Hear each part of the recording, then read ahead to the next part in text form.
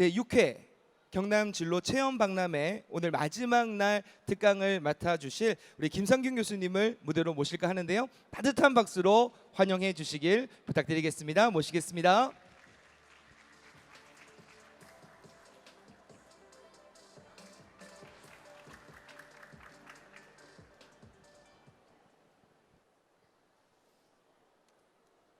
네, 여러분 반갑습니다. 제가 오늘 오다가 생각을 해봤는데 창원에 처음 와봤습니다. 미리 와가지고 밥도 먹고 차도 마시고 하는데 뭐 똑같습니다. 서울하고 다를 바가 별로 안 느껴집니다. 저는 현재 경희대학교에서 근무하고 있고요. 경희대학에서 학생들 가르치고 있습니다. 전공을 여러 가지 공부했습니다. 여러분들 오늘 저기 부스 보니까 로봇 같은 것도 있는데 학부 때는 로봇 공부했고, 그다음에 대학원 가가지고 산업공학, 인지과학 공부했고, 미국에 갔을 때는 교육공학 공부했습니다. 이렇게 여러 가지 학문을 공부했던 사람의 입장에서 현재의 상황이 어떤 상황이고 미래가 어떻게 다가올지 이 이야기를 준비해서 들려드리도록 하겠습니다. 오늘 제가 들려드릴 이야기는 다음 주 금요일 정도에 시중에 나오는 책이 있습니다. 초인류라고 하는 책인데 제가 굉장히 오랫동안 준비해서 집필한 책인데 이 책에 있는 내용을 일부 가지고서 오늘 말씀을 드려보려고 합니다. 저는 그런 것 같아요. 최근에 챗 GPT라는 단어를 안 들어보신 분이 아무도 안 계실 거예요, 그죠? 여기 다 들어보셨죠? 들어보셨죠, 선생님도? 예. 안 들어보셨어요? 예. 챗 GPT라는 단어를 요즘에 하루에 언론에 기사가 몇백 개 정도가 올라오긴 합니다. 이게 인공지능에 대한 이야기인데, 그러니까 인공지능이 하도 거론되다 보니까는 모든 대학만 놓고 봐도 대학에 있는 학과 이름을 자꾸 인공지능 학과로 바꾸기 시작했어요. 그럼 정말 인공지능만이 우리의 살아갈 미래인지 또 다른 게 무엇이 있는지, 그래서 인류가 어떻게 되나를 제가 살펴봤더니 전 이런 것 같아요. 인류가 뭔가 초월한 인류, 새로운 인류를 한 단계 넘어가는 것 같습니다. 그 넘어가는 과정에서 부모님들 입장에서도 앞으로 건강하게 살아가실 날이 많기 때문에 내 삶을 어떻게 살아야 될지, 그리고 또 이 자리에 계신 자녀분들, 또 우리 학생분들은 앞으로 어떤 걸 공부해서 어떤 진로를 갖고 가는 게 좋을지, 이런 부분에 대한 이야기를 해볼까 합니다. 저는 오늘 이 책에 대한 이야기를 들려드리긴 할 건데 이런 다양한 책들을 좀 집필을 해봤습니다.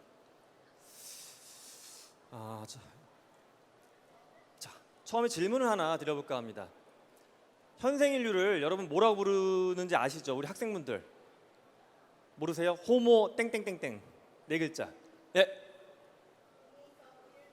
정답이십니다. 혹시 주최 측에서 선물 있으시면 하나 챙겨주시기 바랍니다. 호모 사피엔스인데, 사피엔스가 등장한 게 언제냐 하면은 30만 년 정도 돼요. 아프리카가 있으면 아프리카의 동쪽에서 호모 사피엔스가 등장을 했습니다. 그런데 현재 우리도 사피엔스라고 부르거든요. 그럼 30만 년 전에 아프리카에서 살던 사피엔스하고 지금 이 자리에 저랑 같이 모여 계신 여러분들하고는 같은 사피엔스긴 한데, 그럼 유전적으로 우리가 같다고 볼 수가 있을지 아니면 좀 달라졌는지 어떨 것 같으세요? 아마도 30만 년 전에 사피엔스를 저런 데서 보셨을 겁니다. TV 다큐멘터리나 박물관 같은 데 가게 되면 전시물로 해서 마네킹 같은 거 만들어 놓고 되게 모닥불 피고 있는 원시인들 모습 사피엔스다라고 해놨는데, 과연 그들과 우리는 다를까 같을까? 여러분들 혹시 우유 잘 드시는 분 계세요? 우유? 나는 우유를 먹어도 속이 전혀 문제 없고 편하다. 없게 계시네요, 그죠? 이런 분들은 지금 뭐냐 하면은 돌연변이세요. 원래 사피엔스는 우리는 동물의 젖을 먹도록 태어난 존재는 아닙니다. 그런데 당연히 유제품이 엄청 많이 생산이 되죠. 왜냐하면 이게 가격 대비 양질의 영양소거든요. 먹기 시작한 거예요. 그러면서 저는 아직까지 돌연변이가 안 나타나가지고 유제품을 먹을 때 상당히 조심하는데, 잘 드시는 분들은 돌연변이가 나타난 겁니다. 이 돌연변이가 뭐냐면 바로 진화예요. 진화.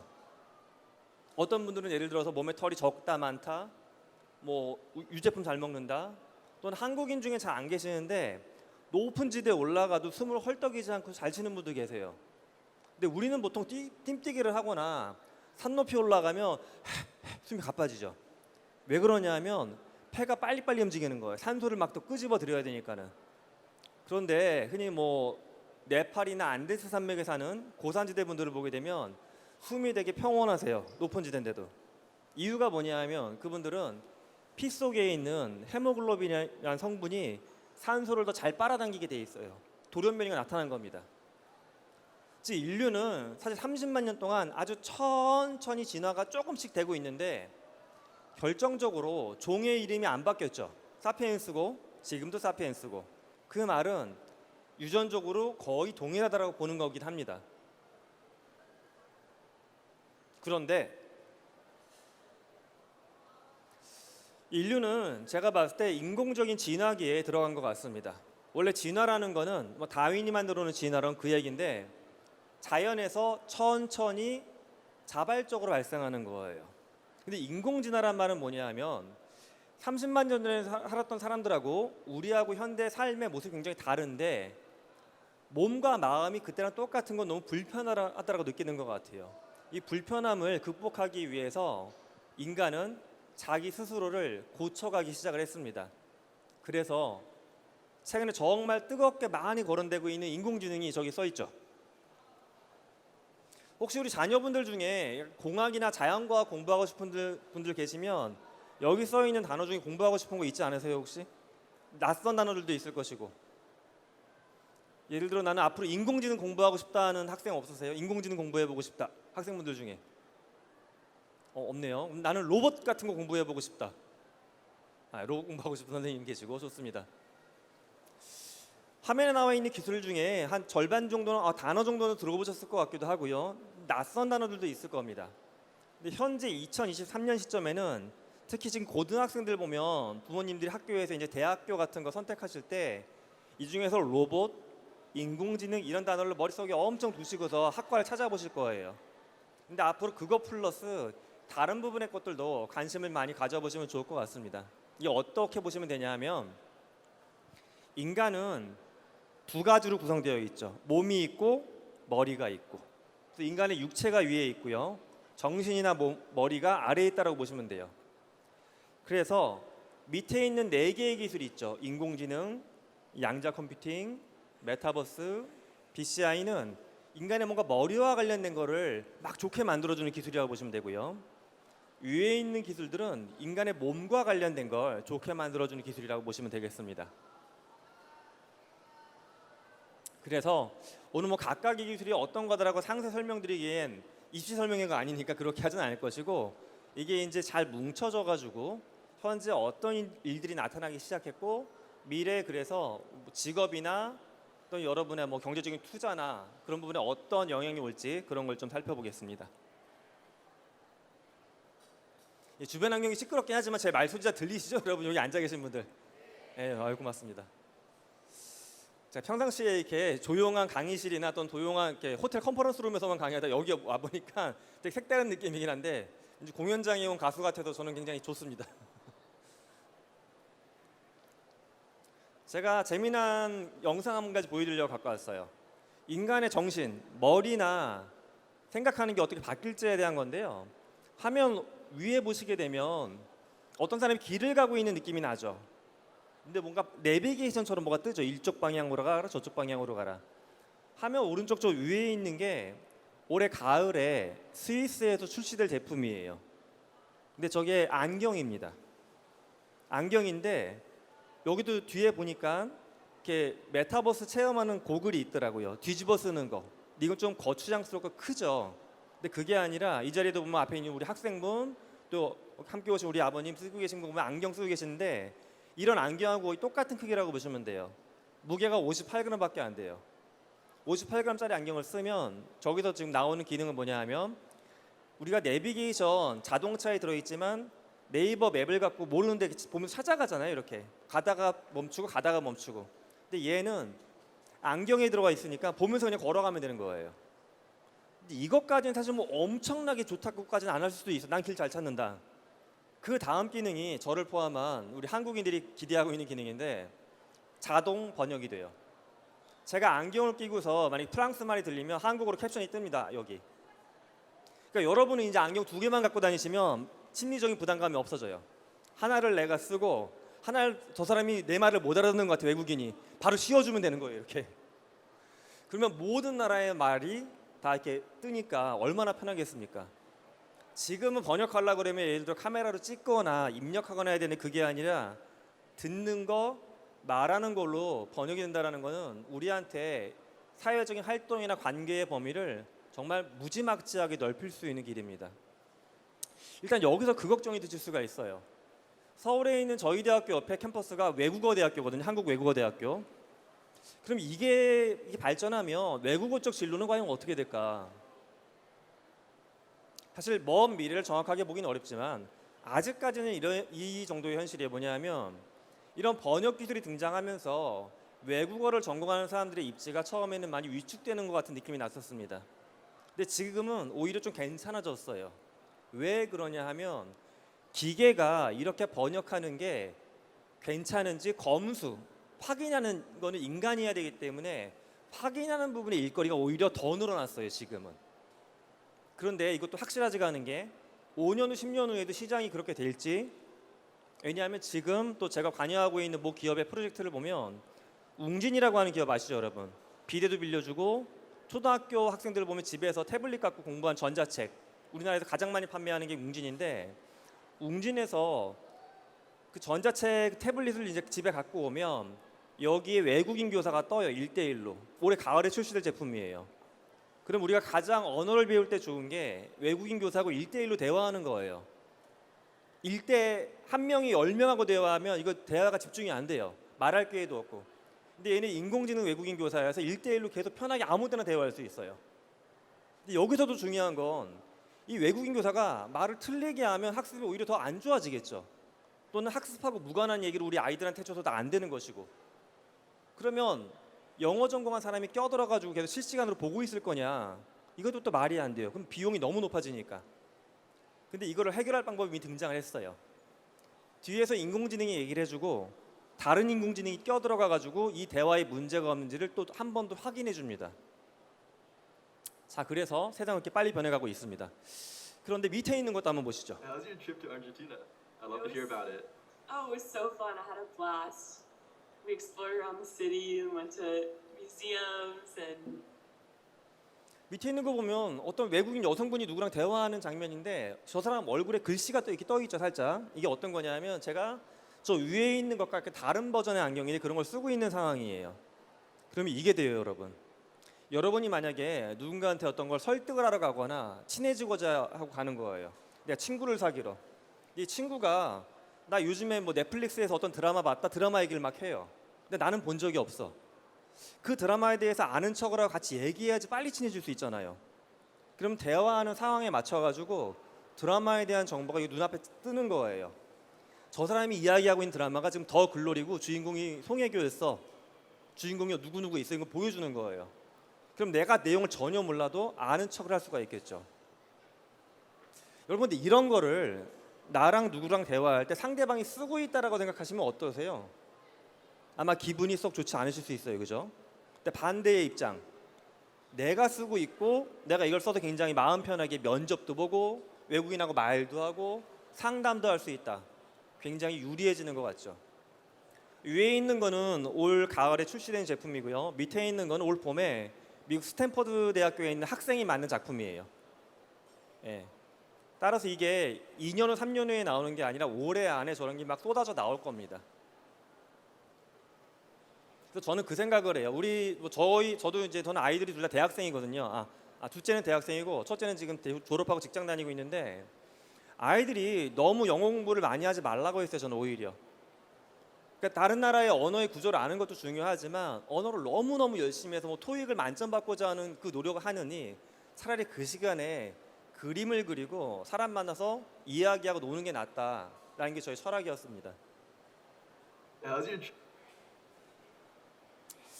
그래도 제가 대학에서 왔으니까 약간 어려운 그림 하나 띄워놓고 잠깐만 설명을 해볼까 합니다. 그림은 되게 어려워요. 근데 내용은 되게 흥미롭습니다. 여러분 혹시 그런 일 겪으시면 안 되겠지만 머리가 아프셨을 때 병원에 가면 심각하게 아프면은 MRI 기계를 쓰는 경우가 있죠. 딱 누워가지고 쭉 돌아가면 쫙 해가지고 뇌파 검사해 줍니다. MRI 기계를 가지고서 독특한 실험을 했어요. 저는 이제 그 전에 진행하던 대학원생하고 어떤 거 있었냐면 여담인데 지방에 보시면 농촌지대에서 농약을 잘못 드시는 어르신들이 꽤 나오세요. 왜냐면 우리 어르신들의 좀 안타까움이 플라스틱 병을 늘 재활용하세요. 콜라병에다가 농약 담아 놓으시고 막걸리병에다 농약 담아 놓으시고 그래서 사고가 빈번하게 발생하거든요. 근데 문제는 농약을 드시고서 119 타고 오시면 말을 못 하시니까 어떤 농약을 드셨는지 알 수가 없어요. 그래서 저희 팀이 그전에 연구했던 것 중에 하나가 근데 신기한 게 농약을 먹은 종류에 따라서 뇌파 반응이 달라져요, 사람이. 요걸 학습을 잘 시키면 이분이 말을 못해도 어떤 종류의 농약을 드셨는지 알겠다. 그게 제가 한 10년 전에 어떤 대학원생과 같이 연구했던 건데 그거의 확장판이 나왔어요, 올 봄에. MRI 기계에 들어간 사람들한테 영화를 보여줍니다. 판타지 영화. 판타지 영화를 보면 내가 머리에서 생각을 하니까 그거에 따라 뇌파가 달라져요. 이 뇌파를 측정을 해가지고 요즘에 많이 나오는 그 인공지능 기계 있죠. 거기 학습을 시킨 거예요.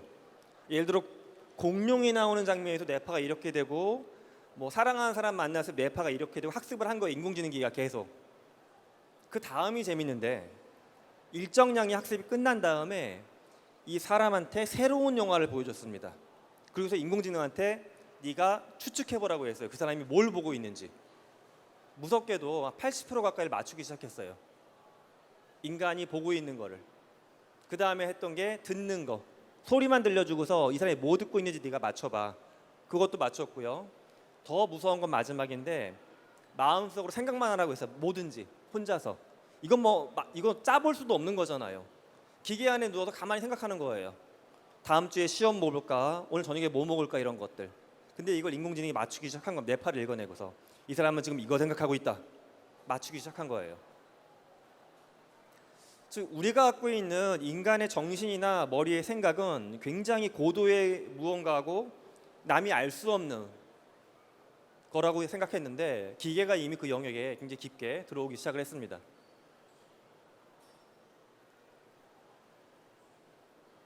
로봇 카페를 한번 보여드릴까 합니다. 사실 로봇 카페는 그렇게 신기하지 않을 거예요, 그죠? 로봇이 서빙하는 카페, 제가 가본 것 중에 카페도 있었고 맥주집도 있었고요, 치킨집인데 로봇이 튀겨주는 데도 있었고 피자집, 심지어 제가 가끔 가는 서울 명동의 칼국수집 가면 교동이라고 하는 로봇가 서빙을 해요.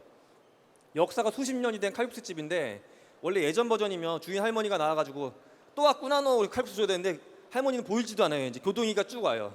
칼국수 서빙이 끝나갑니다. 빨리 꺼내십시오. 딱 꺼내야 돼요.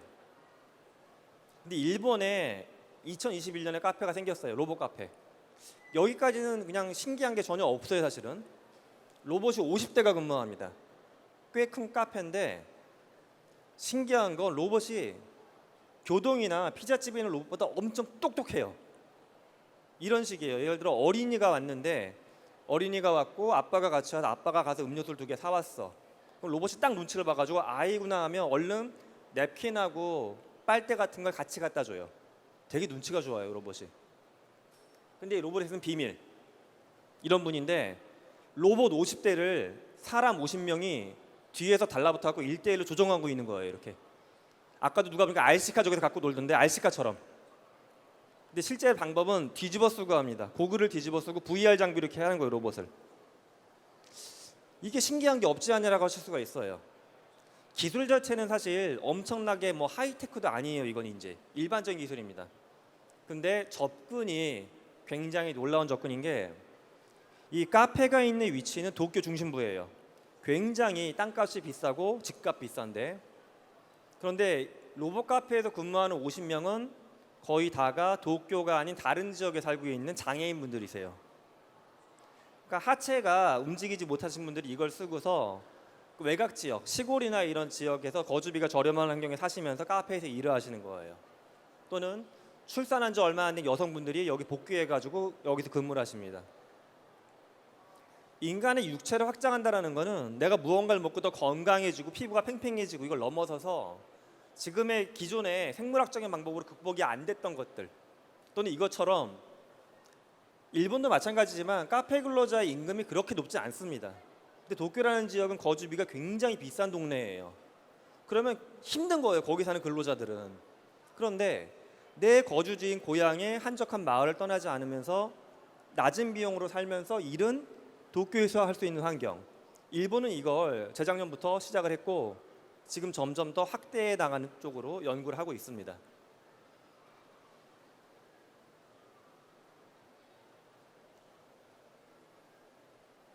화면 위에 나오는 저 동물 뭘까요? 혹시 저거 아시는 분 계세요? 조금 징그럽게 생겼죠. 저게 여러분이 다 이름은 아시는 동물 중에 하나예요. 저게 두더지입니다. 두더지인데 일반적인 두더지는 털이 나와 있고 얘는 털이 없죠. 그래서 벌거숭이 두더지라고 하는 털이 없는 두더지인데 인간의 육체를 확장하는 게 그럼 생물학적으로는 어디까지 가능할까? 그 얘기를 잠깐 드려보려고 해요. 굉장히 많은 걸 연구하고 있는 우리가 아는 유명한 기업 중에 구글이 있죠. 구글.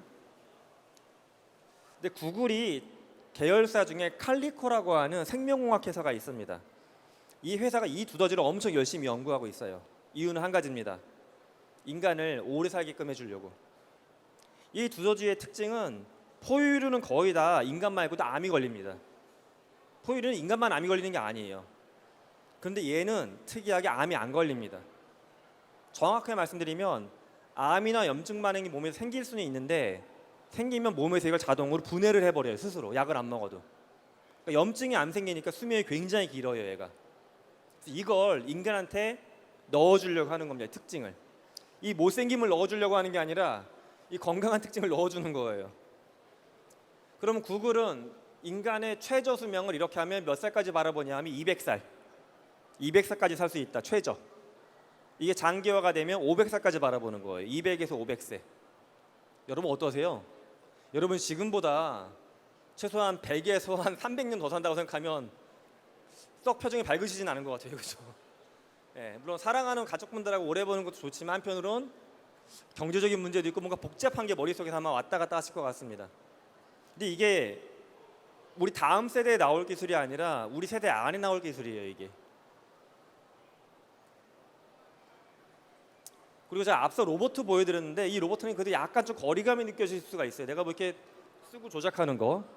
근데 화면 오른쪽 아래 나와 있는 저 로봇은 택배 회사에서 외국에서는 이미 도입하기 시작한 로봇입니다. 저것도 로봇이에요. 우리는 이 로봇이라고 하게 되면 사람처럼 생겨갖고 혼자 움직이는 것만 로봇이라고 보시는데 얘도 로봇입니다. 좀 더 어렵게 말씀드리면 외골격 로봇. 인간의 외부 골격을 지탱해준 로봇인데 일본에서는 그래서 최근에 어떤 변화가 있냐 하면 60대 이상의 좀 어르신들이거나 신체가 좀 마른 체형의 젊은 여성분들도 그 험하다고 하는 택배 상하차 작업 일을 하기 시작하셨어요. 이 기계의 도움을 받아가지고. 이거는 그러면 힘든 일을 뭐 나이 든 사람이나 여성한테 시키려고 하는 거냐? 꼭 그게 아니라 인간이 신체적인 어떤 차이 때문에 하지 못했던 영역에 대해서 접근성이 생긴다는 거고요. 또한 지난달에 일본에서는 더 신기한 게 나왔는데 뭐가 나왔냐 하면 만화에 많이 나오는 장치인데 어벤져스 같은 거 보게 되면 스파이더맨이 어떻게 해가지고 팔이 8개인 것처럼 막 움직이는 씬이 나와요. 그거를 만들었어요. 일본에서. 그래서 자기 등에 등진처럼 저렇게 쥐고 있으면 내 팔 말고 팔이 4개가 더 붙어 있어요. 근데 생각하는 대로 팔이 같이 움직여져요. 그러면 저런 게 가능한 거예요. 동시에 멀티태스킹. 설거지하면서 빨래하고 요리하는 거. 근데 이제 일본에서 시연했던 것은 무용입니다. 여러 사람하고 동시에 손을 터치하면서 무용하는 게 가능한지.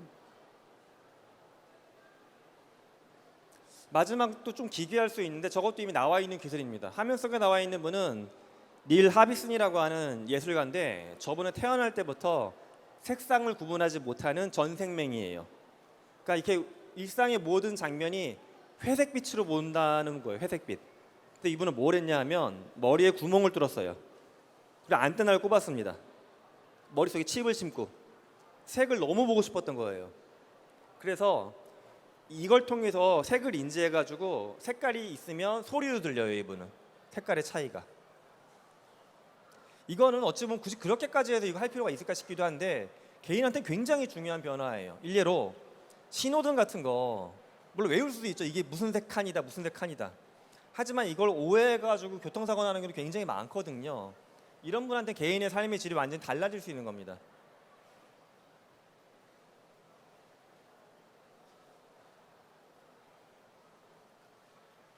화면 왼쪽에 나오는 건 우리 오늘 좀 젊은 어린 아이들 좀 있어서 디즈니에서 올 초에 발표한 거예요. 팅커벨. 팅커벨인데 이게 탁상 위에 올려놓을 수 있는 요만한 팅커벨이고 입체입니다. 홀로그램으로 돌아가는. 저 팅커벨이 근데 인공지능이어서 말이 돼요. 자연스러운 대화가 아주 잘 됩니다. 물론 정식으로 출시하면 꽤 비싸긴 하겠죠. 저런 거 이미 나왔고요. 그다음에 팅커벨을 봤을 때 안타까운 점은 유리관 안에만 있는 거죠. 그래서 만든 게 얘예요. 디즈니에서 만든 로봇입니다. 그러니까 디즈니가 마블 영화 만들고 미키마우스 갖고만 이제 뭐 펜슬 만드는 그런 회사가 아니라 디즈니도 5만 가지 기술을 다 연구하고 있습니다. 인간의 어린 아이처럼 행동하는 로봇이에요. 사실 저런 게 십몇 년 전 영화 AI라고 하는 작품을 보게 되면 나왔는데 그거를 해보려고 지금 이미 시작이 된 겁니다. 로봇과 인공지능과 그런 것들이 합쳐진 기술이에요. 화면 그 가운데 아래 나오는 건 연예인 이장우 씨죠. 이장우 씨인데 이장우 씨가 식당 앞에서 주문받는 장면이에요. 실제 이장우 씨는 아니고 이장우 씨를 학습한 AI 모니터예요. 다가가면 버튼으로 해서 예를 들어서 피자나 음료수 이렇게 누르는 게 아니라 말로 주문이 됩니다. 대화로. 지금은 사실 저만 봐도 이렇게 음식점 들어갔을 때 키오스크라고 하는 주문기계 있으면 좀 불편해. 마음이 움찔해요. 뒤에 특히 이렇게 대학생분들 서 있으면 잘 못하면 괜히 그럴까 봐. 그런데 그런 거를 저런 걸로 넘어가는 단계가 됐습니다. 근데 저건 어찌 보면 편리하기도 하지만 경제학적으로 굉장히 복잡한 물건이에요. 저게 음식점 곳곳에 깔리는 순간 저 작업을 했던 인간 노동자의 설 자리는 싹 다 사라지는 거죠. 예. 그리고 아마존이라고 하는 미국 회사가 현재 개발하고 있는 게 이런 모양의 로봇의 윗버전인데 가정용 비서 로봇을 만들고 있어요. 대화가 되고 짐도 옮기고 아이도 봐주고 집에 뭐가 문제 생기면 알려줘주는 그 로봇. 가정용 로봇이에요. 전자제품처럼. 우리는 사실 지금 전자제품은 많은 걸 너무 당연하다고 쓰고 있지만 제가 중학교 때만 해도 집안에 진공청소기가 있는 집 별로 없었어요. 근데 지금 진공청소기 넘어서서 다 로봇이 돌아다니고 있죠. 많은 가정에서.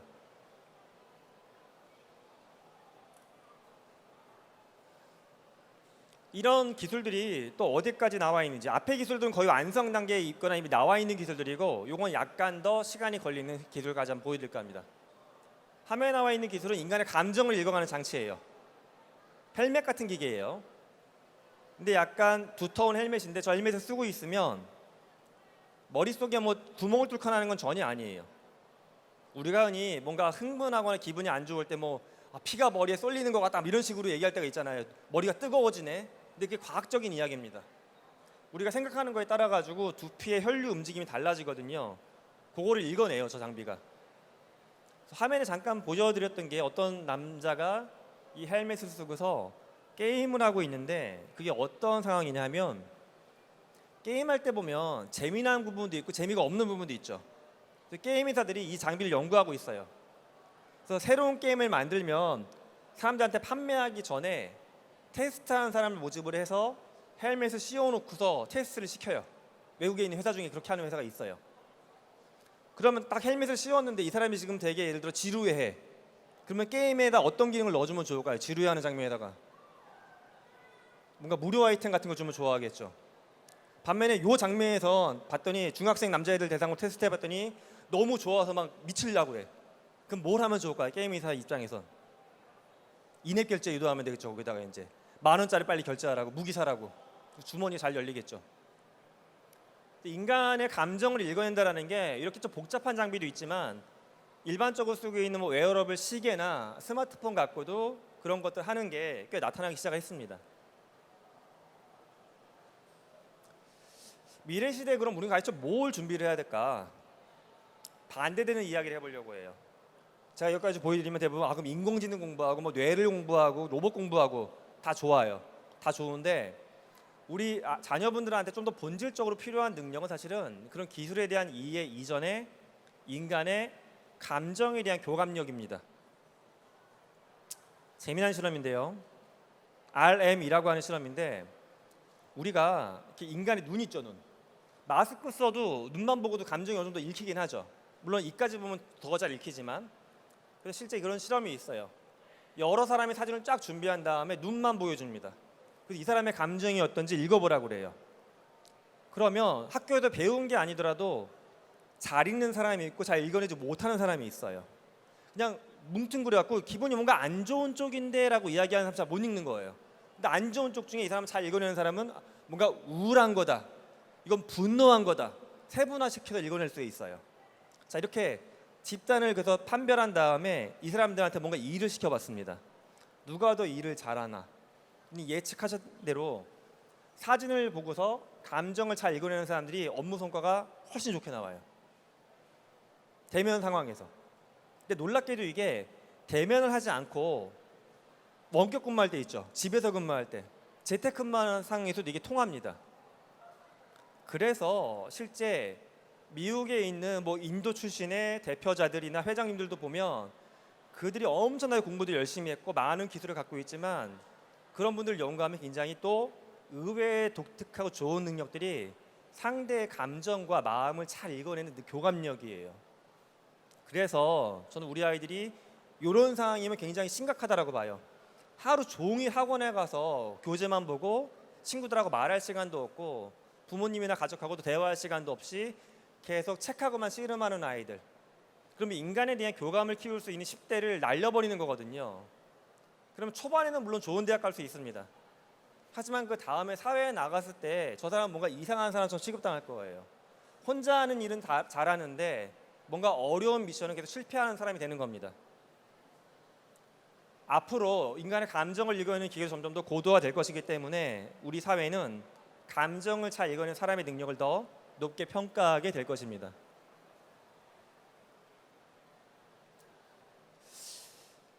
이런 상황에서 걱정되는 게 있어요. 인간의 감정도 읽어내고 우리가 이렇게 안경 같은 거 써가지고 정보도 주고받고 하다 보게 되면 개인이 갖고 있는 많은 것들이 컴퓨터 안으로 다 들어가겠죠, 정보가. 그래서 현재 유럽에서는 어디까지 연구가 되어 있냐 하면요, 인간의 뼈, 혈관계, 몸에 있는 분자 정보를 컴퓨터로 다 복제해요. 복제하면 좋은 점이 이런 게 가능해요. 뭐 이렇게 예를 들어 다이어트 약 먹었을 때 효과가 있을지 없을지 궁금하잖아요, 그런 거. 지금 먹어봐야 알죠. 근데 유럽에서는 이걸 내 몸에 복제본을 컴퓨터에다 만들어 놓고서 얘한테 먹여보는 거를 연구를 하고 있어요. 엄청난 의학의 혁명이죠. 네. 그 다음 단계로 바라보고 있는 게 저겁니다. 인간의 그 머릿속 생각하는 거를 복제하겠다는 거예요. 복제하면 좋은 건 정신건강적으로 봤을 때 이 사람이 생길 수 있는 어떤 정신적인 질환, 마음의 병을 미리 알아내서 대처해 줄 수도 있고요. 그리고 영화, 요즘 영화는 아니고요, 예전 영화 중에 마이너리티 리포트라고 하는 범죄자를 미리 예측해서 잡으러 가는 영화가 있었어요. 영화 속의 설정은 완전히 그냥 허무맹랑한 상상 같았는데 이게 성공이 되면 그게 가능해지는 겁니다. 이 사람의 심리 상태나 사고 구조를 봐가지고 잠재적인 범죄자의 수준이 높아지게 되면 미리 잡아가지까지는 않더라도 범죄 예방 측면에 상담을 받도록 유도할 수 있는 거. 과학자들은 여기까지 현재 손을 뻗고 있습니다. 근데 여기서 걱정되는 건 그럼 개인이 갖고 있는 몸에 대한 정보랑 머리에 대한 정보가 계속 컴퓨터로 들어가는 거예요. 그래서 미래에 또 이 상황에서 중요한 거는 이런 상황에서 윤리적인 시스템을 사용하는 방법, 개인의 몸과 정신에 대한 정보들을 어떻게 보호할지에 대한 정보 보안에 대한 어떤 기술이나 일자리, 이런 것들이 굉장히 앞으로 중요하게 성장할 것입니다.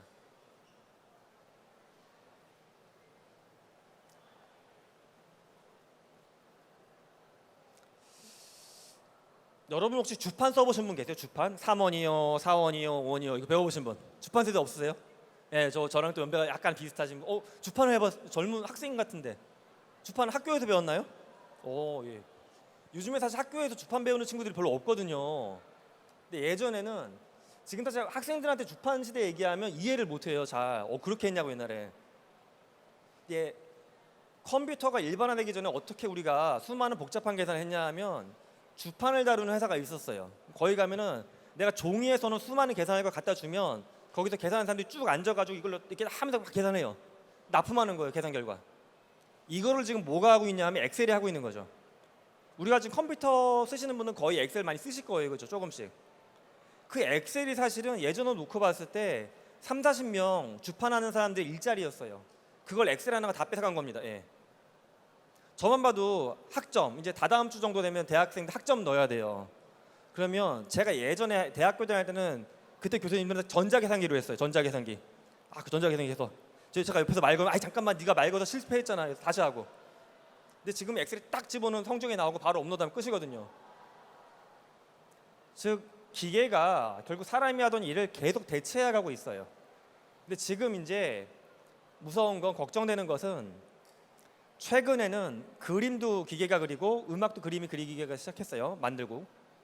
그래서 영국 같은 국가에선 인공지능 작곡가가 작곡한 노래에 대해서 그 노래를 누가 쓰게 되면 저작권료를 이 기계한테 주는 걸로 판결이 났어요. 이거 되게 독특한 거긴 해요. 이 기계한테 만약에 제가 노래방에 가서 이 기계가 작곡한 노래를 불러요. 그럼 제가 노래방에서 노래 부른 거에 대한 수입이 이 기계한테 적립이 돼요. 근데 이 기계라는 건 웃긴 게 얘가 돈을 안 쓸 거 아니에요. 근데 이런 사례가 점점 증가하고 있습니다. 그래서 그 다음에 나올 수 있는 상황이 이 상황입니다. 우리 나이가 어린 친구들한테 조금 어려운 얘기일 수는 있는데 자본주의 국가 시장경제 체계 하에서는 돈을 버는 경제 주체가 세금이란 걸 내게 되어 있죠. 그걸 통해서 복지를 하고 이렇게 공공건물도 유지하고 있고. 그래서 앞으로는 기계가 인간의 일자리를 워낙 많이 가져갈 것이기 때문에 상당수의 국가에서 기계한테 세금을 매기는 것들을 접근을 하고 있습니다.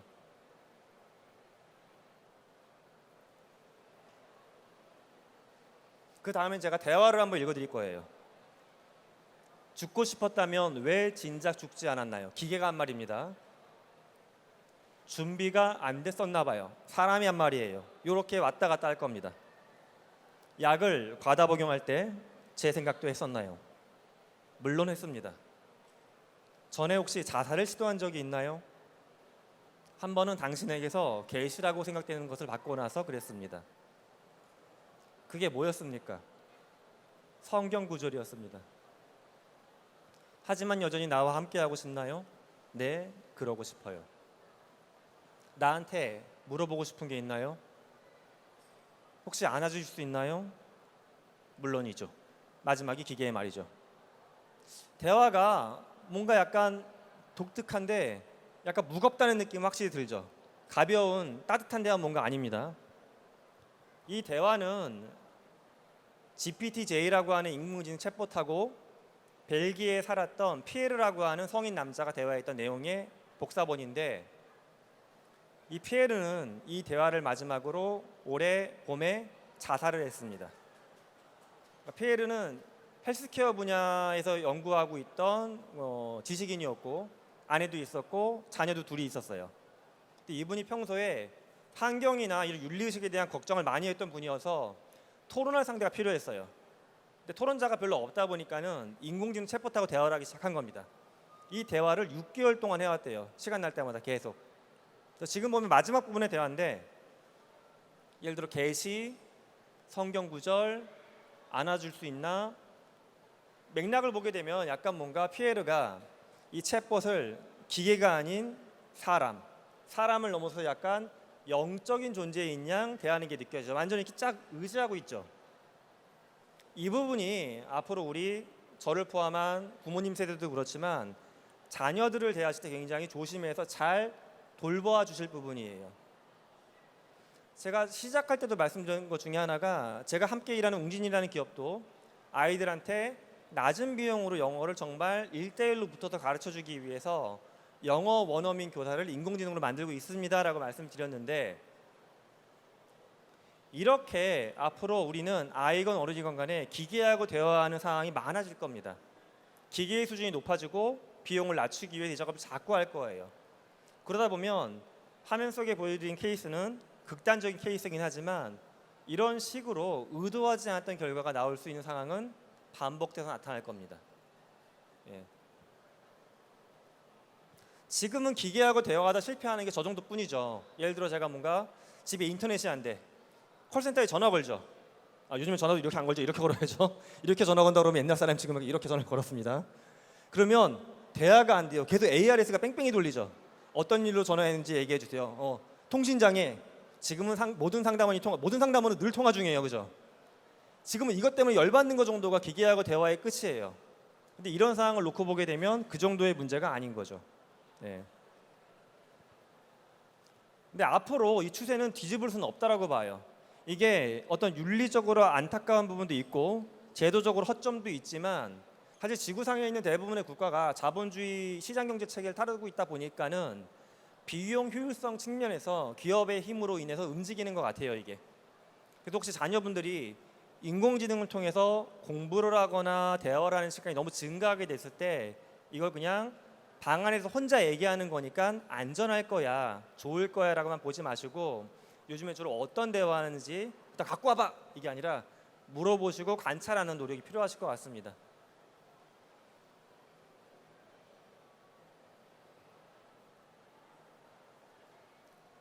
아이고. 그리고 미래에 또 커질 산업 중에 하나가 배양육과 관련된 산업이에요. 세포농업 또는 배양육이라고 부르는 산업인데 사실 우리나라에선 배양육으로 만들어 놓은 공장에서 배양한 단백질 있죠. 공장에서 나온 소고기나 닭고기를 사 먹기가 쉽지는 않아요. 근데 가까운 국가 중에 싱가포르는 이미 재작년에 마트에서 파는 냉동 너겟 중에 배양 닭고기로 만든 너겟이 시판되기 시작했습니다. 그러니까 동물은 사실은 그런 것 같아요. 인간이 단백질을 섭취해야 되다 보니까 동물은 대부분 공장식으로 키워지고 있죠. 혹시라도 농업 종사 이렇게 축산업 종사자가 계시면 제가 그분들의 노동에 대해서 나쁜 쪽으로 말씀드리는 건 전혀 아닙니다. 근데 환경 자체가 세팅이 되어 있는 것 같아요 지금. 왜냐하면 일정 비용 범위 내에서 생산이 돼야 되고 유통이 돼야 되다 보니까. 그래서 급속도로 많이 바뀌는 것 중에 하나가 고기를 실제 동물을 키워서 도축하지 않고 실험실에서 낮은 비용으로 배양을 해서 인간이 소비하는 모델, 이 기술도 꽤 빠른 속도로 개발이 되고 있습니다. 자, 그런데 저는 배양육 산업이 커진다, 이 진로 괜찮다, 이 얘기도 맞지만 사실 그 다음 얘기를 드리고 싶어서 이 슬라이드를 띄워놓은 겁니다. 그러면 우리가 어느 정도 시점이 돼서 가축을 키우지 않고 배양육으로 거의 모든 거를 단백질을 먹는다 하면 우리의 문화가 어떻게 바뀔지 한번 그걸 상상해 보면 좋을 것 같아요. 한국 같은 경우에 제가 어렸을 때만 해도 저희 집에서도 저희 아버지랑 어머니가 주기적으로 저걸 끓이셨어요. 보신탕. 근데 지금은 집에서 보신탕을 끓이는 집은 굉장히 좀 드물긴 할 거예요, 그죠?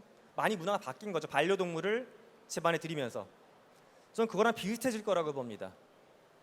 그러니까 그 공장식 사육 환경이 없어지고 공장에서 단백질을 생산하기 시작하면서부터 우리가 다른 생명체나 동물에 대한 인식이 많이 달라질 거예요. 이게 뭐 동물원도 없을 수도 있지만 인간이 다른 생명체를 바라보는 관점의 상하 구조에 많은 영향을 가져올 것 같습니다.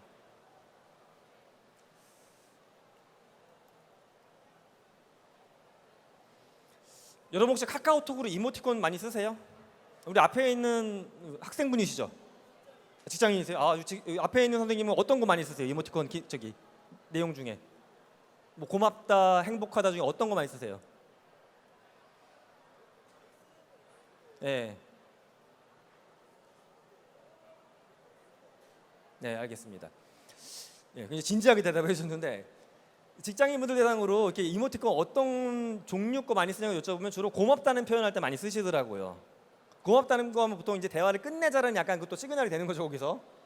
그런데 이 카카오톡 이모티콘이 이 세상에 처음 나온 게 2012년도예요. 10년밖에 안 됐어요.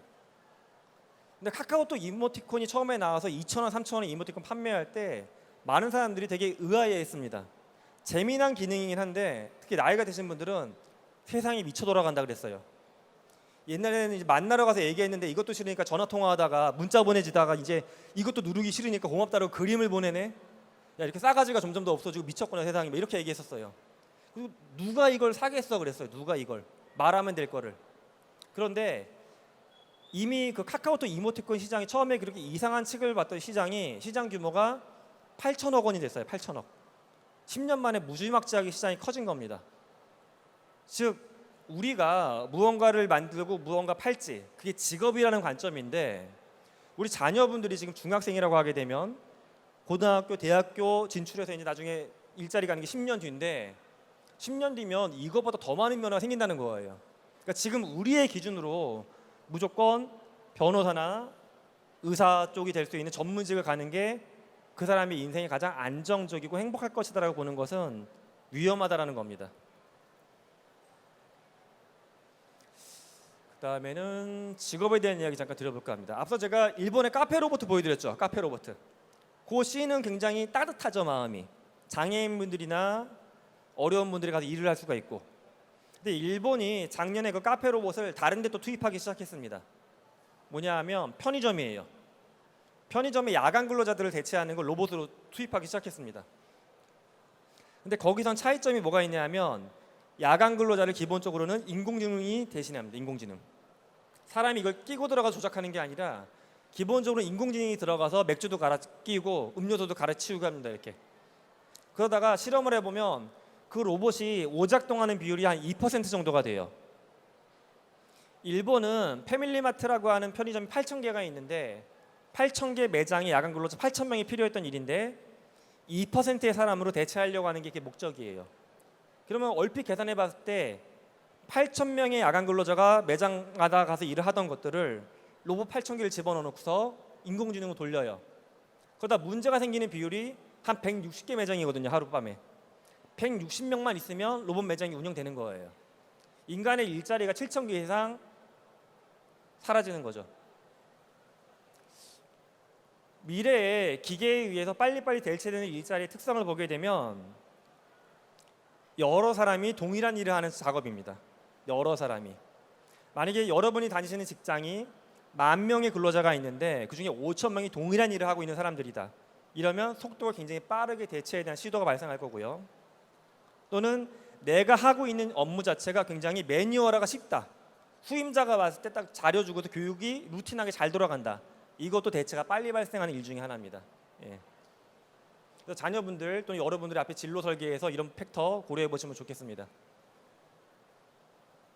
이렇게 많은 게 변해가고 있는데 가장 중요한 건 뭘까? 환경은 어차피 변할 수밖에 없습니다. 굉장히 더 빠르게 변할 거예요. 거기서 우리가 품어야 될 자세는 어제의 마음으로 오늘을 살지 않겠다라고 하는 자세입니다. 위험한 건 변해가는 환경이 아니라 변하지 않는 내가 위험하다. 뭐 제 주장이 아니라 진화론을 연구하고 있는 동물학자들이 흔히 하는 이야기입니다. 그래서 우리 자녀분들이나 여러분들의 내일이나 그 다음에 삶을 위해서 우리는 끊임없이 변할 수 있다는 마음가짐을 품고 있는 거, 이게 가장 중요한 것 같습니다. 정말 그럼 인류의 역사가 그렇게 빨리 변해왔는지. 화면에 나오는 그래프는 서기 1년부터 2018년도까지 지구에 있는 국가에 대한 GDP 증가입니다. GDP 생산. 놀랍지 않으세요? 1년부터 1700년까지 1700년 동안 지구의 GDP가 증가한 게 정확히 3.5배 정도밖에 안 됩니다. 거의 변화가 없었던 거예요. 이렇게 갔던 거예요.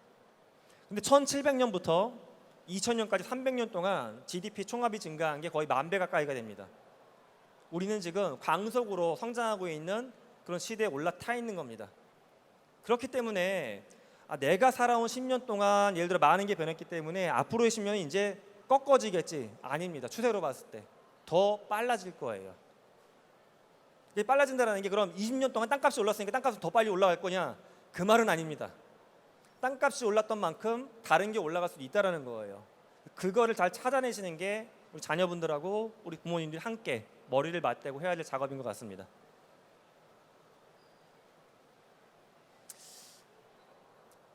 이제까지 지구의 역사가 30만 년이라고 제가 했죠. 지구상의 인류의 역사가, 사피엔스 역사가 30만 년 동안 지구상의 사피엔스라고 하는 우리 인간은 몇 명 정도가 태어났을 것 같으세요? 힌트를 드리자면 현재 지구에 살고 있는 사람의 숫자는 79억 명이 약간 넘습니다. 물론 인구 1, 2위 국가는 인도하고 중국이 차지하고 있고요. 이게 참 어린인작하기가 어려운 건데 이제껏 지구에 태어났던 사람의 숫자는 대략 1,100억 정도가 된다라고 해요. 생각보다는 약간 전 적은 것 같았어요. 계산해보고 나서 느낀 게. 왜냐하면 현재 살아있는 사람이 거의 80억인데 30만 년의 역사 동안 그럼 사람이 많이 안 태어났네? 많이 안 태어났던 거예요.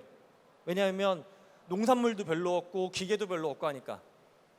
그러면 또 한 번의 질문. 앞으로는 지구에 몇 명이 더 나타날 것 같으세요? 인간이.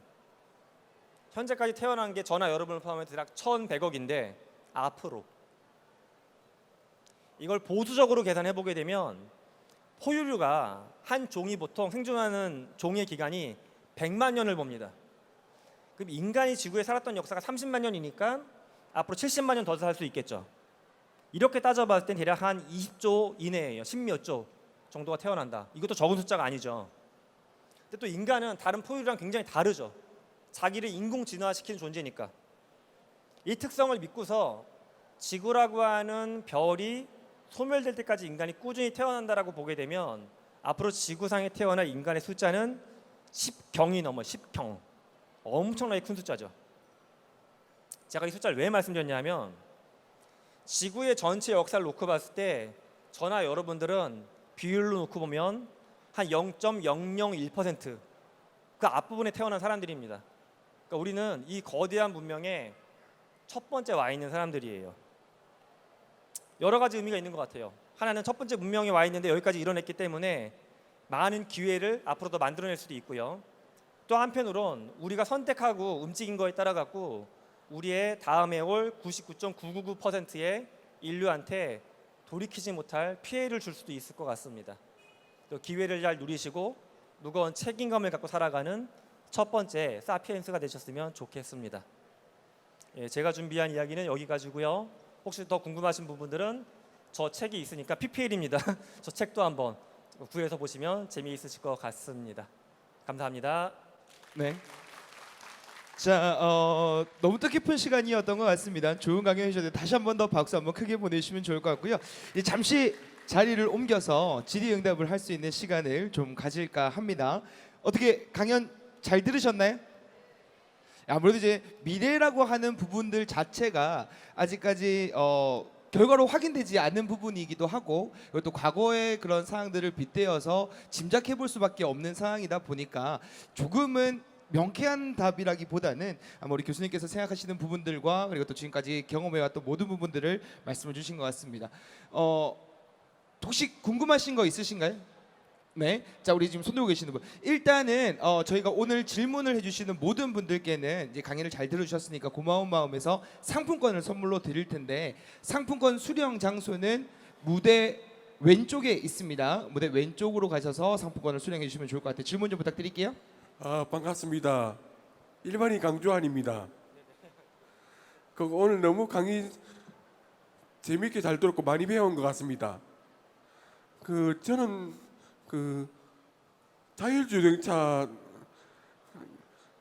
자율주행차는 언제 나오나요? 자율주행차요? 네. 아마도 선생님께서 질문하신 게 완전한 자율주행차 얘기하신 것 같아요. 핸들이 없어지는 거, 그죠? 예.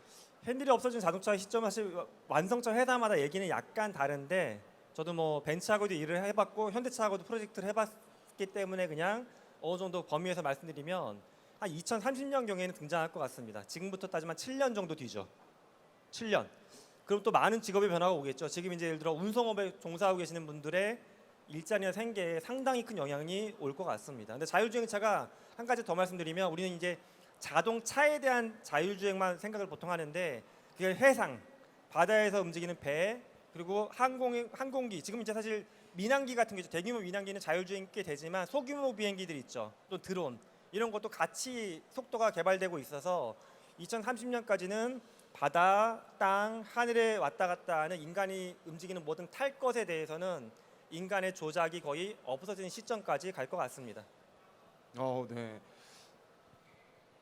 다른 분의 질문을 좀 받아볼까요? 네. 예, 안녕하십니까. 예, 강의 잘 들었습니다. 다름이 아니고 제가 아들하고 같이 왔는데 지금 애가 좀 계열이 보면 인문계 계열인데 지금 사회적으로 보면 이제 코딩을 알아야 된다는 이야기가 많이 나오더라고요. 그래서 얘는 별로 관심은 없어 하는데 그래도 어떻게 찾아서라도 코딩을 가르쳐야 되는지 인문계라도 그거에 대해서 좀 말씀 좀 해주시면 감사합니다. 이 질문은 제가 조금 더 보태도 될까요? 네. 아무래도 오늘 보호자분들께서는 우리 자녀에 대한 진로에 대한 부분들이 굉장히 많이 고민이 있으실 거예요. 물론 우리 교수님께서는 현재까지의 발전된 상황과 미래에 대한 부분들을 말씀을 주셨지만 내 아이가 가지고 있는 성향 그리고 또는 진로에 대한 고민 이런 부분들에 있어서 사회가 원하는 부분을 주입을 해야 될 것이냐 아니면 내 아이가 원하는 걸 좀 더 키워줄 것이냐 요거에 대한 질문이지 않을까라는 생각이 드는데 답변을 좀 부탁드릴까요? 보통 인문계열하고 공학계열을 나눠봤을 때 뭐 양분하면 너무 그렇지만 인문계열은 보통 사람하고의 관계를 배우는 학문 같아요. 저는 공학은 기계하고의 관계를 배우는 학문이고 근데 오늘 강의 드렸던 내용처럼 우리의 관계 속에서 기계의 범위가 굉장히 증가하고 있죠. 인간의 관계는 약간 줄어들고 있고 그러다 보면 인간하고의 관계를 다뤘던 인문계열 학생들도 기계하고의 관계에 대해서 잘 알아야지만 이 일에 대해서도 능력을 더 발휘할 수 있을 것 같습니다.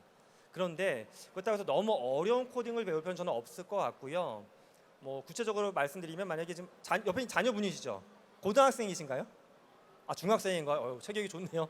예, 중학생 자녀분 정도면 예를 들어 뭐 파이썬 같은 언어라는 게 있는데 그런 게 방학 때 한 달 정도만 해도 재미삼아 이것저것 해볼 수가 있거든요. 근데 그 정도 좀 해보게 되면 아 인간은 보통 이렇게 말을 하지만 인간하고 기계하고 말을 할 때 이렇게 되는구나라는 걸 배울 수 있을 것 같습니다. 그러니까 마치 외국어를 조금 배우면 그 나라를 이해할 수 있다는 생각처럼 그 정도로 가볍게 배워두시면 좋을 것 같고요. 다만 너무 깊게 해서 나는 인문도 하지만 프로그래밍도 완벽하게 해야 돼 이렇게 강박관념까지 가질 필요는 없을 것 같아요.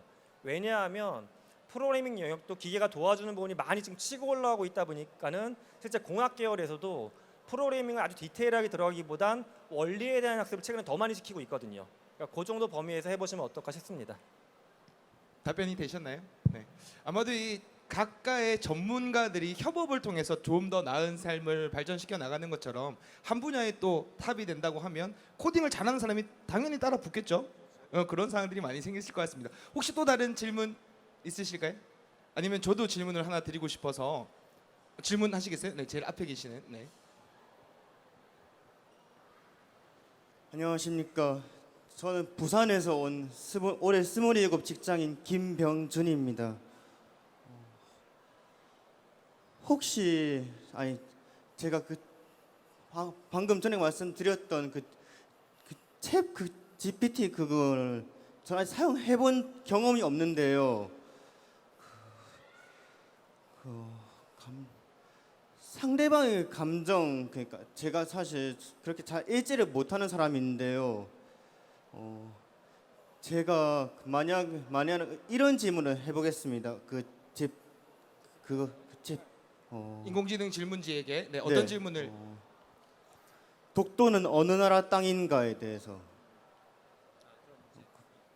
그럼 뭐 어떻게 답변이 나올지는 모르겠지만 제가 좀 욱하는 그런 경우가 있다 보니까 솔직히 그게 제가 설명을 드리면 이 GPT 우리가 이 언론에 가장 많이 소개된 건 챗 GPT라고 하는 그건데 그거 말고도 GPT라는 거 사실 고유 명사가 일반 명사이기 때문에 GPT-J도 있고 다른 버전의 GPT가 여러 개가 있기는 해요. 네. 근데 이런 인공지능을 학습할 때 보면 인간이 만들어 놓은 글을 학습시키는 거거든요. 흔히 책 같은 것들.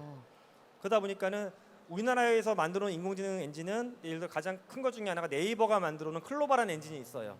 근데 네이버 클로바는 당연히 한국어 문서, 한글 문서를 많이 학습을 시켰습니다. 네. 그러니까 당연히 네이버 클로바에다 물어보게 되면 독도는 100% 한국이라고 답을 합니다. 네. 근데 이게 영어 챗 GPT는 영어 문서를 많이 학습을 했거든요. 근데 이제 일반적으로 보면 우리가 뉴스에도 나오지만 나라마다 눈치를 보잖아요. 일본 눈치 보는 나라는 뭐 다케시마라고 부르고 우리나라 눈치 보는 나라는 독도라고 쓰기도 하고. 네. 그래서 학습된 양에 따라 가지고 사실은 이 사항이 달라집니다. 그래서 인공지능은 가장 본질적으로 어떤 문제가 있냐 하면 그 영어로 되어 있는 텍스트를 현재 가장 많이 배웠는데 영어로 되어 있는 텍스트는 도대체 누가 만든 거냐 하면 공부를 많이 한 백인 남성의 비율이 가장 높아요. 그럼 우리가 전 세계인들이 공부 많이 한 백인 남성의 생각을 따라가는 게 정답이냐? 절대 아니거든요. 그래서 인공지능을 쓰는 건 좋지만 이런 문제가 있다는 걸 분명히 알고서 문제점 고치는 방법을 계속 찾아봐야 될 것 같습니다. 네, 답변이 되셨을 것 같아요. 네, 이게 저도 이제 마지막 질문을 좀 하나 드리고 마무리를 해야 될 것 같은데 아마 오늘 이 자리에 또 진로에 대한 고민이 있는 친구들도 많이 왔겠지만 보호자분들께서도 많이 오셨을 거거든요. 우리 교수님께서는 이 학창 시절에 어떤 꿈을 꾸시고 지금은 이제 교수로서 후학 양성을 하고 계시는데 어떤 이제 과정들이 있으셨는지가 좀 궁금해가지고 질문을 드리고 싶네요. 생각지도 못했던 질문입니다. 전 사실 학창 시절에 로봇 만드는 사람이 되고 싶었어요. 막연하게 정말로. 그래서 대학을 로봇 만드는 학과로 갔어요. 그때 마이크로 마우스라고 해서 미로 탐사하는 쥐 같은 모양. 근데 갔더니 작은 부분인데 실습을 할 때마다 납땜을 해야 돼요. 납땜질. 근데 납땜을 제가 너무 못하기도 하고 납 냄새가 너무 싫더라고요. 그래서 혼자 프로그래밍을 짜봤는데 이것도 되게 재밌었어요. 그래서 대학을 졸업하기 전에 부모님한테 이제 결판을 져가지고 부모님 집을 담보를 잡아갖고 그때 스타트업을 했어요. 30년 전에. 예, 부모님 집 그때 2억 5천인가 빌렸어요. 지금으로 보면 10억 넘게 대출을 받은 거예요, 제가. 저희 부모님도 배포가 크신 분이죠. 사업을 하다 보니까 생겼던 문제가 기술이 좋고 나쁘고 떠나갔고 회사의 직원이 50명까지 같이 증가했는데 사람들의 관계 때문에 문제가 생기는 걸 제가 감당을 못 하더라고요. 너무 어리고 경험이 없으니까. 그래서 경영을 배워봐야 되겠다라고 해서 대학원 때 산업공학을 배웠습니다. 근데 산업공학을 배우다 보니까 생긴 또 문제가 이 산업공학은 인간을 숫자화시키는 학문이에요. 효율화시키고 막 함수화시켜서. 근데 인간은 그게 중요한 게 아니라 마음이 중요한 것 같다는 생각이 들어서 박사과정을 인지과학을 공부하게 됐어요. 그러면서 원래 없던 꿈인데 박사과정 공부하면서 공부를 해보니까 재밌는 거예요. 이 분야에 내 교수가 돼봐야 되겠다라고 해서 교수가 됐고 교수가 되고 난 다음에도 또 제가 아까 초반에 보여드렸던 책들 중에 소설책을 집필한 것도 커버를 슬쩍 제작하면서 보여드렸는데 소설을 집필한 이유가 대중들이 특히 우리 학생들이 뇌과학을 너무 어려워하더라고요. 그래서 뇌과학을 소설로 접근하면 쉽지 않을까 해서 소설도 써봤고 그렇게 했었습니다. 저는 요약을 해보건데 하나의 꿈을 제가 뭐 나이 50이 되면 뭐를 하겠다라고 하나의 꿈을 갖고 달려간 게 전혀 아니었어요. 늘 그 상황에서 제가 사랑하는 무언가를 찾으면 이게 돈이 되거나 사회에서 어떻게 바라볼지 본 게 아니라 제가 사랑하고 좋은 것 같으면 해봤습니다. 근데 저는 이 철학이 맞았다고 보기 때문에 제 큰아이나 둘째 아이한테도 늘 똑같은 얘기를 해요. 제 둘째 아이도 진로 고민할 때 의학 쪽을 공부하려고 했어요. 안전적인 거 전문직 가고 싶다고 해서 저는 부모가 결정할 수 있는 건 아니지만 이렇게 봤을 때 그거는 너무 결정적인 미래다. 미래는 계속 바뀌고 너의 마음도 바뀌는데 너 의사 공부 10년 해서 의사가 싫으면 어떡하려고 그러니? 라고 지금 다른 공부하고 있거든요. 자, 그래서 꿈은 30년, 50년 후에 꿈을 정하는 게 아니라 제 마음이, 여러분의 마음이 움직이는 거에 따라서 열심히 달려가시면 된다라고 생각을 합니다. 좋은 말씀이신 것 같죠? 박수 한번 부탁드리겠습니다. 네. 저희가 약속된 시간이 여기까지라서 이제 마무리를 해야 될 것 같은데요. 말씀 주셨던 것처럼 우리 친구들이 어떤 경험을 하고 얼마만큼 아느냐에 따라서 미래를 그리는 눈이 달라질 거라는 생각이 듭니다. 그래서 이런 체험 박람회를 통해서 우리 아이들이 직간접적으로 많은 경험을 하기를 바라고요. 오늘 와주신 여러분들 진짜 아이를 위해 좋은 선택하셨다는 거 다시 한번 말씀드릴게요. 박수로 마무리 인사를 드리겠습니다. 고맙습니다. 네. 행복하십시오. 그리고 오늘 선물 받으셔야 되는 세 분 계시잖아요. 세 분은 옆으로 이동하셔서 선물 꼭 수령해 주시면 좋을 것 같습니다. 자, 저희 박람회는 오늘을 마지막으로 인사를 드릴 예정입니다. 혹여나 주변에 오늘 방문하지 않으신 분들이 계시다면 연락하셔서 창원에 좋은 박람회가 있다고 소개해 주시면 좋을 것 같고요. 그리고 저희는 2시 30분, 2시부터 또 특별한 공연으로 인사를 드릴 예정이고 그리고 또 3시 30분에는 간단한 게임을 통해서도 선물 드릴 예정이니까 편안하게 함께 즐겨주시면 좋을 것 같습니다. 함께해 주신 여러분들께 다시 한번 감사를 전합니다. 고맙습니다.